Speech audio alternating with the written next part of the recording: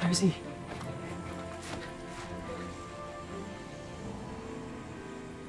Sorry kung nagsinungaling ako sa'yo.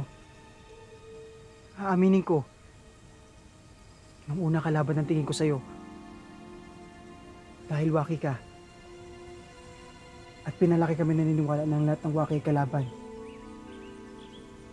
Pero nung nakasama kita, at tinuri mo kong kaibigan, nakita ko mabuti ka, Tarzi. Kung talagang mag-best tayo, hindi ka nagsinungaling sa akin. Alam ko. Natakot lang ako na baka magalit ka sa akin pag nalaman mong iwak ako. Pag nangyari yun, hindi mo na kami tutulungan pagalingin si Kuya Fort. Ginamit mo lang ako.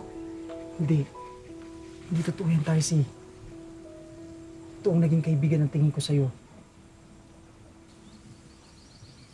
Hindi na ako maniniwala sa'yo.